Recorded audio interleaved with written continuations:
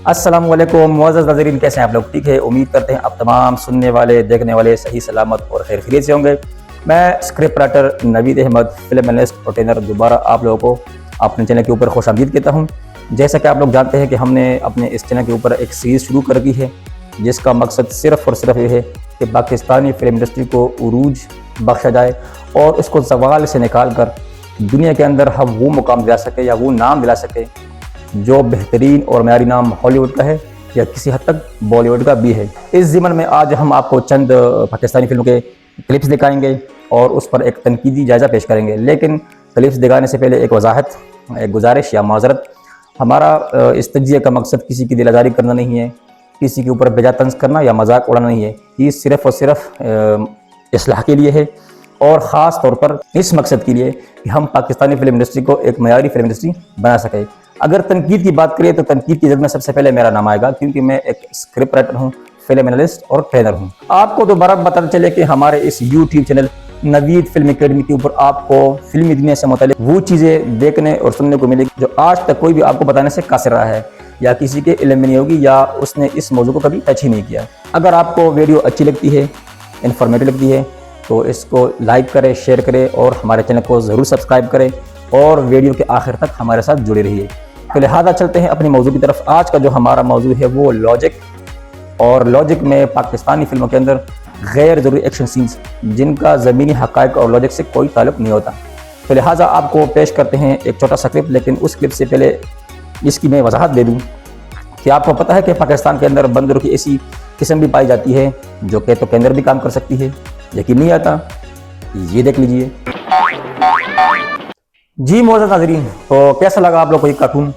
हकीकी ज़िंदगी के अंदर जिस जगह पर खेत होते हैं ना और उधर बंदर चला जाए तो खेत की क्या सूरत हाल होती है वो आपको पता है।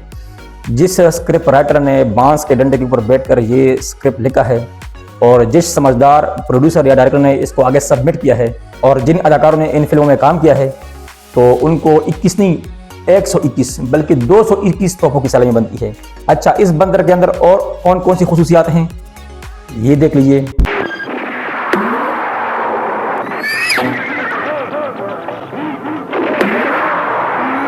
जी जनाब, क्या कोई बंदर इस तरह स्टंट मार सकता है? जब बंदर के ऊपर आप फायर कर लें तो बंदर फायर तो छोड़ो, आप उसको पत्थर भी मारे ना तो जिस तरीके से वो चीखता है, चिल्लाता है और ये तो बाकायदा स्टंट कर रहा है। तो ऐसी नस्लें भी पाकिस्तान के अंदर पाई जाती हैं। मजीद ये जो हीरो साहब है या विलन साहब है, इसके पास ये बंदूक नहीं है, ये एयर गन है, क्योंकि मैं एक वेपन एक्सपर्ट हूँ। फिल्म की बारीकियों को भी जानता हूँ, एक एनालिस्ट हूँ, ट्रेनर हूँ।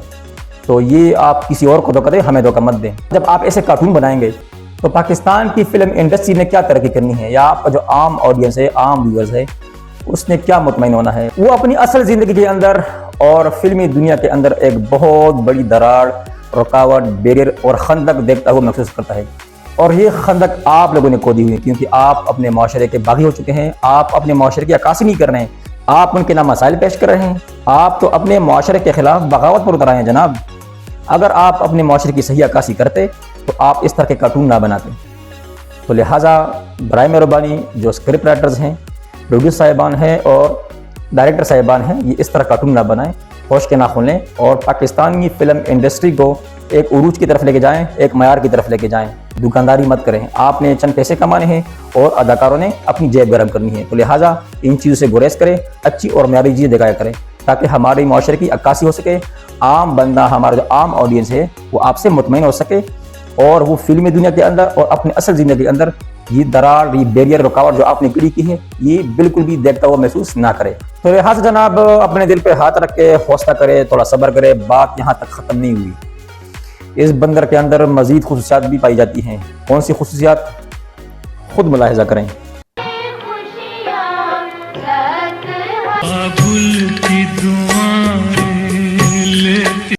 जी जनाब, जिस स्क्रिप्ट राइटर ने ये चीज़ें लिखी हैं और जिस डायरेक्टर साहब ने या प्रोड्यूसर साहब ने ये चीज़ें आगे सबमिट की है तो उनको चाहिए ना कि जब आप शादी ब्याह करें ना तो आप मौलवी साहब को ना बुलाएं, आप बंदरों को बुलाया करें। अभी ऐसा बंदर, इसके ऊपर बंदा क्या तजिया पेश करे यार? कभी ज़िंदगी में इस तरह हुआ है? रियल लाइफ के अंदर और लॉजिक के मुताबिक क्या ये चीज़ एग्जिस्ट करती है, वजूद रखती है कि एक बंदर जो है ना उसकी मालकिन की शादी हो रही है या मालकिन की बेटी है रो रहा है, उसको आगे से तसल्ली दे रहा है, ये बंदर है कि आपका छोटा भाई है। तो जब आप इस तरह के कार्टून दिखाएंगे तो आपकी फिल्म इंडस्ट्री का क्या हाल होगा। या आप खुद सोचें कि आपका जो मयार है या आपका जो ग्राफ है वो किस हद तक गिर चुका है। आपके पास मयारी कंटेंट है ही दिखाने के लिए, इसलिए आप ये कार्टून बना रहे हैं। कार्टून भी इस तरह नहीं होता। आप कार्टून के अंदर भी जो सबसे बेकार किस्म का कार्टून है वो दिखा रहे हैं।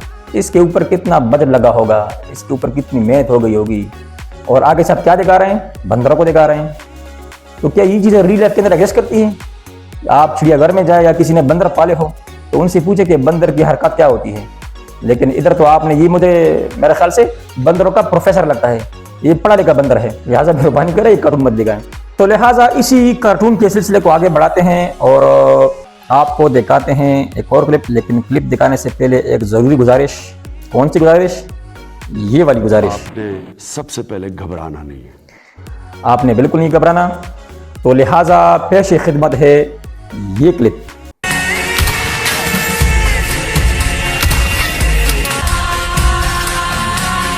जी जनाब, तो क्या रियल लाइफ के अंदर ऐसा मुमकिन है, हकीकी ज़िंदगी में, जब मौत आपके सामने खड़ी हो और आपके सामने दुश्मन हो, उसके पास हथियार हो और आप हिले भी नहीं। और ज़रा ये बैकग्राउंड म्यूज़िक तो चेक करें ना, कितना खूबसूरत है। और जो विलन है, जो अदाकार है, उनका निशाना कितना ज़बरदस्त है। ठीक है, तो क्या आप इसको फिल्म कह सकते हैं? इस तरह का मजाक आपने कभी देखा है? रियल लाइफ के अंदर दुश्मन आपको हिलने भी नहीं देगा, क्योंकि मैं एक वेपन एक्सपर्ट हूँ, एक फिल्म एनालिस्ट हूँ। मुझे इन चीज़ों का पता है कि फ़िल्म के अंदर कौन कौन सी बारीकी होती है। ये कार्टून आप जब दिखाएंगे तो सबसे पहले हमारी हालत क्या होगी, और उसके बाद जो हमारा आम व्यूअर्स है, आम ऑडियंस है या पाकिस्तानी है, उसके पता हालत कैसी होगी? ऐसी होगी, क्योंकि आप उसकी अक्कासी कर ही नहीं रहे हैं, आप तो कार्टून दिखा रहे हैं। तो लिहाजा जो पाकिस्तान की कार्टून इंडस्ट्री है, इसका यह हाल हो चुका है। इसका मयार और ग्राफ इतना गिर चुका है। किस वजह से? इसी वजह से कि हमारे पास मयारी स्क्रिप्ट नहीं है। मैं पहले ही बता चुका हूँ कि आप हॉलीवुड की तरफ मत जाएं, वहाँ का मुआशरा ऐसा है, वहाँ पर ये चीज़ें चलती है। मज़ीद उसके पास VFX, थर्मोग्राफिक्स, CGI बेहतरीन है। और सबसे अहम बात, उसके पास जितना बजट है ना, तो वो उस बजट से आपका पाकिस्तान ख़रीद सकते हैं। उसके पास सरमाया है, गवर्नमेंट की फुल सपोर्ट है। आप उसका मुकाबला सिर्फ दो तरीकों से करेंगे, सिर्फ दो ऑप्शन आपके पास बचे हैं और कोई ऑप्शन नहीं। आप उसका मुकाबला कर ही नहीं सकते, ना बजट के हवाले से, ना अदाकारों के हवाले से, ना गवर्नमेंट की सपोर्ट के हवाले से, ना बाकी उनकी जो टेक्नोलॉजी है, जो मैनेजमेंट है, किसी भी हवाले से आप उसका मुकाबला नहीं कर सकते। अगर आपने उसका मुकाबला करना है और उसके हमपल्ला बनना है तो आपके पास सिर्फ दो रास्ते बचे हैं। नंबर 1, अपने मुआशरे की बेहतरीन अंदाज में अक्कासी करें। अपने मुआशरे और मुआशरती अक़दार के खिलाफ बगावत पर कभी भी ना उतरें। हमारा जो आम ऑडियंस है या आम व्यूअर्स है, आम शहरी पाकिस्तानी हैं, उनके मसाइल बेहतरीन अंदाज में पेश करें, एक इस्लाही फिल्में बनाएं।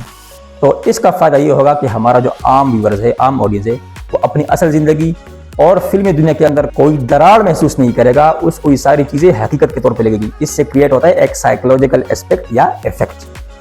नंबर 2, आप लॉजिक और ज़मीनी हक़ाइक़ के ऐन मुताबिक फिल्में बनाएं, कहानी लेके या उसके करीब तक, जो इम्कान के दायरे के अंदर अंदर हो, ताकि फिल्मी दुनिया के अंदर और हकीकी दुनिया के अंदर ये फासला, ये बैरियर या रुकावट कम से कम हो। तभी आपकी फिल्में मयारी होगी, बेहतरीन होगी और आप हॉलीवुड या बॉलीवुड का मुकाबला कर सकते हैं। बाकी अगर आप बजट की बात करें, सरमाए की बात करें, VFX, थर्मोग्राफिक्स, आप किसी भी लिहाज से उनका मुकाबला नहीं कर सकते और ना उनका हमपला बन सकते हैं। आपके पास ये दो रास्ते बचे हैं, अपने माशरे की बेहतरीन अंदाज में अक्कासी, लॉजिक और ज़मीनी हक़ाइक़ के ऐन मुताबिक या उसके करीब तर फिल्म बनाना या स्क्रिप्ट लिखना। ये दो रास्ते आपके पास बचे हैं, लेकिन ये दोनों रास्ते आप लोगों ने छोड़े हुए हैं और आप अपने माशरे के खिलाफ बगावत पर उतरे हुए हैं। चाहे वो फिल्म या ड्रामे के अंदर सीन हो, लिबास हो, डायलॉग हो या कोई और चीज़ हो।